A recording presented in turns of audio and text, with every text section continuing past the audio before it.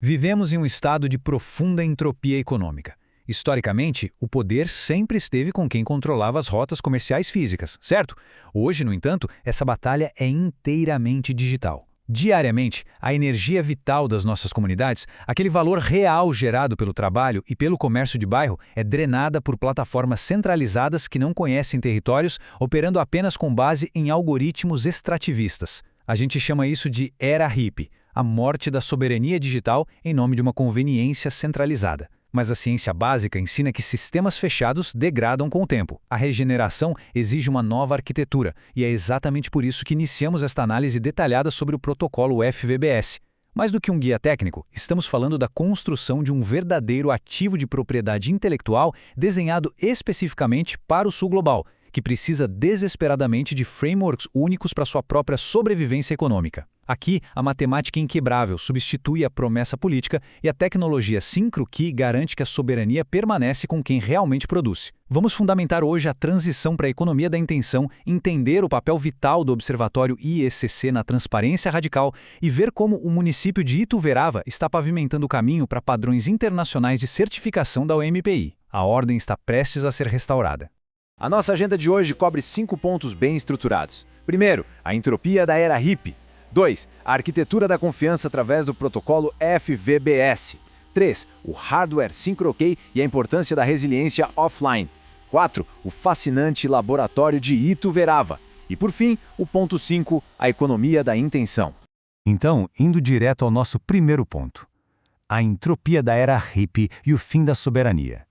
Para resolver qualquer problema de engenharia de sistemas, primeiro a gente precisa do diagnóstico exato. O modelo atual da nossa economia digital opera como um sistema incrivelmente fechado. O conceito de termodinâmica econômica ilustra isso perfeitamente. Na física, entropia é a medida da desordem e da constante perda de energia, certo? Na economia digital, a entropia acontece quando a vitalidade de uma comunidade é simplesmente drenada todos os dias. Quando o comércio local usa grandes aplicativos corporativos globais, aquele valor não circula ali no município. Ele é sumariamente extraído. Atores locais são reduzidos a usuários completamente passivos de infraestruturas que pertencem a monopólios distantes. O resultado prático disso é a morte imediata da soberania digital local.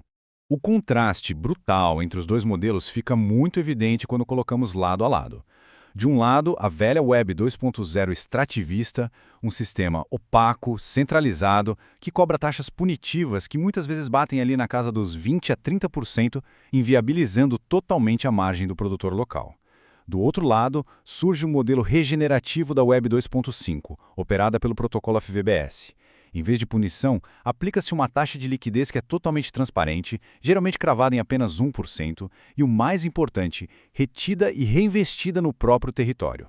É uma autêntica mudança termodinâmica. Sai a extração contínua que gera exaustão e entra a retenção inteligente que gera autonomia. Avançando para o ponto 2, a arquitetura da confiança e o protocolo FVBS. A grande questão é como a gente reverte essa entropia na prática. E a resposta não está em novas promessas institucionais vazias, mas em uma nova camada tecnológica de transição. É aqui que a confiança cega é definitivamente substituída pela certeza matemática. O protocolo FVBS utiliza a criptografia SHA-256 como a âncora absoluta da verdade. Pense nisso como uma impressão digital criptográfica inquebrável. Se houver qualquer tentativa de alterar um único centavo de uma transação no município, o sistema denuncia a alteração instantaneamente. Não é mais necessário confiar no administrador do servidor. Confia-se na matemática pesada, o que torna todo o livro-razão local perfeitamente incorruptível. E para que essa independência seja real e duradoura, a fundação não pode depender de caixas pretas corporativas.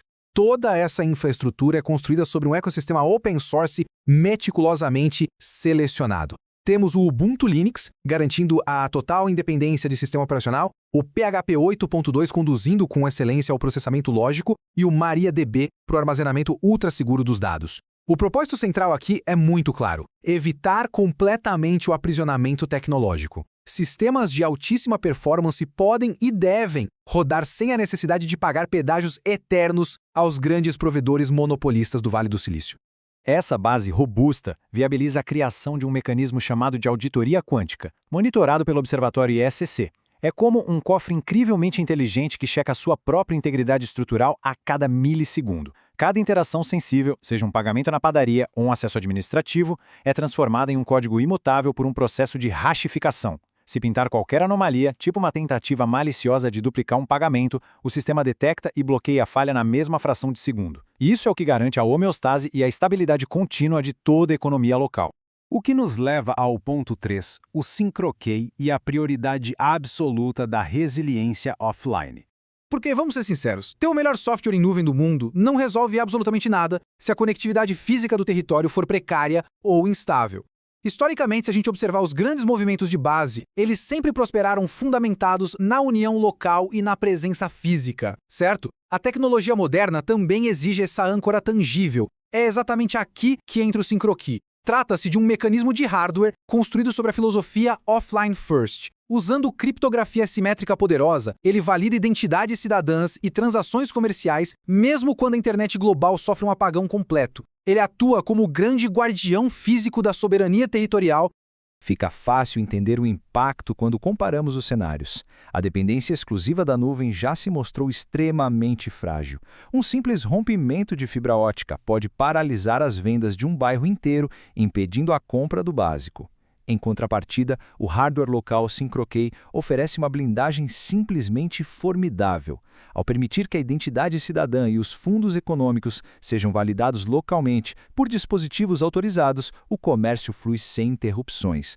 As fraudes são bloqueadas na raiz, tudo sem precisar pedir permissão constante para um servidor hospedado em outro continente.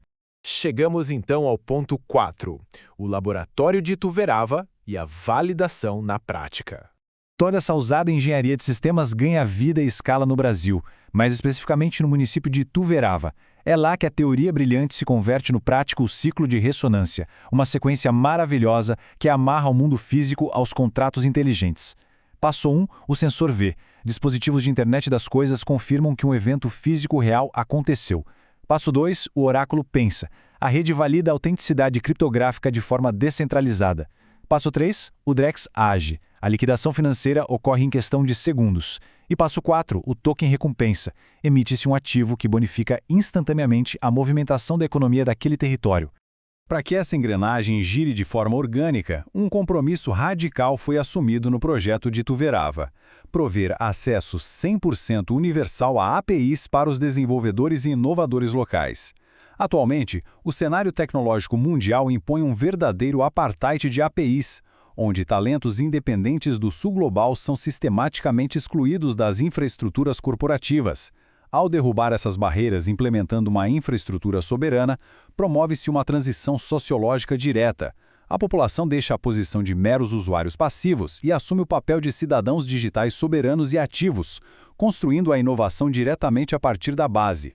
E esse fascinante laboratório vivo não foi desenhado para existir isoladamente. Todo o aprendizado compõe o chamado Blue Book Ituverava, que é um manual metodológico técnico altamente escalável. Ele serve para que qualquer outro município implemente seu próprio livro-razão de transparência pública. E veja só, é exatamente essa base sólida que estrutura a candidatura formal de Ituverava para a cobiçada certificação internacional da OMPI, a Organização Mundial da Propriedade Intelectual, como cidade da inovação para 2026. Estamos falando de um padrão internacional de excelência desenhado como solução escalável a partir do sul global para o resto do mundo.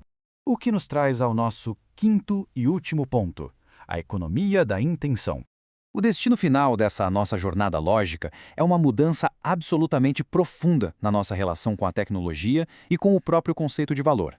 A velha economia foca em automatizar a extração impiedosa, gerando o que chamamos de fenômeno renta-human, onde inteligências artificiais opacas reduzem humanos a meros periféricos operacionais.